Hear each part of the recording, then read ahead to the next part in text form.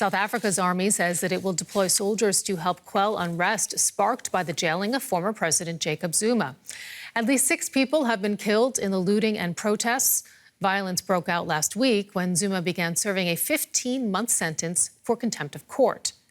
Now, looters have ransacked a mall in the coastal city of Durban overnight. Another shopping mall lay in ruins in nearby regional capital of Kwa-Zulu Natal after it was torched on Sunday. This unrest is mainly concentrated in Zuma's home province of Ka-Zulu Natal, but it is also spreading to Johannesburg, South Africa's economic powerhouse. South Africa's President Cyril Ramaphosa has condemned the violence. Here's what he had to say.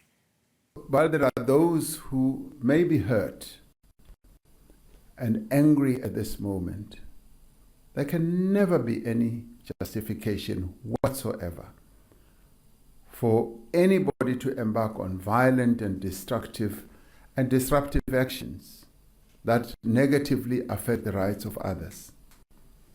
And let's get more on this now. We are joined by DW's very own Christine Mundwa, who's standing by in Cape Town. Christine, we understand that South Africa's army is moving into the affected regions now. What more can you tell us about this unrest? Sarah, it is clear that this unrest is intensifying. It started breaking out last week, Friday. That was some hours after the former president had been incarcerated. It started out as people saying, "Free Jacob Zuma." They had mobilized around key highways in the country, blocking roads. But by the time we were into the weekend, it was clear that this was going beyond that. We now saw images of people ransacking factories, shops. You talked about the burning of a shopping mall. Various trucks were set alight and truck drivers targeted. So there has been an intensification of this violence. In many cases, if you look at that footage, you either do not see police, or where there are police, they appear to be helpless as a mob runs helter-skelter, going amok in a particular location. And so as we understand it, the police have asked for assistance, and the soldiers that are going to be deployed in the true provinces in Kwa-Zulu Natal, the homeland of former President Jacob Zuma, and in Gauteng, home to Johannesburg. Soldiers, we're not clear the extent of the deployment, how many soldiers, how long it will be, but it is clear police need help because the violence is escalating, Sarah. Who's behind the violence, Christine?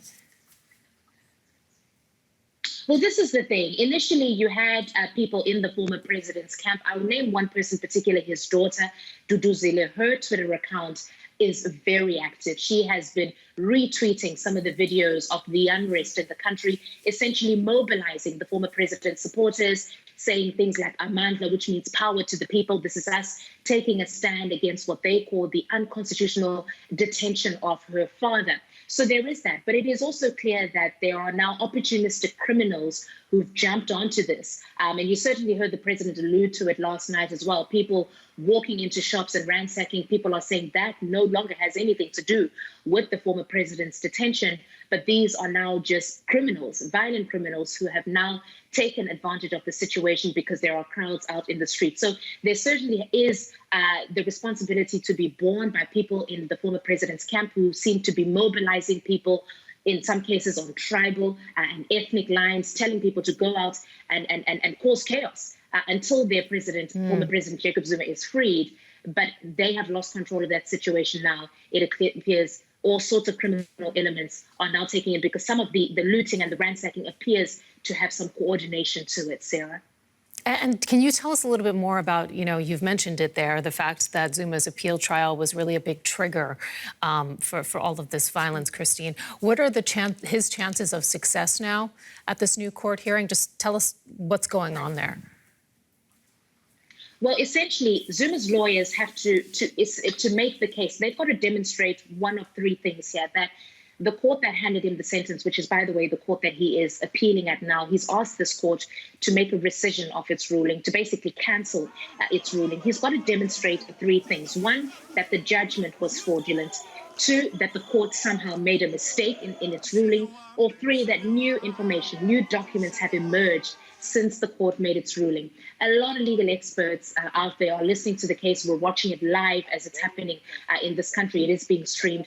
A lot of people are of the view that he's not been able to successfully demonstrate either of those three conditions. So it is looking like it's going to be an uphill battle for this president, the former president of South Africa, to have the court that convicted him and sentenced him to rescind that particular decision. He remains behind bars as we speak.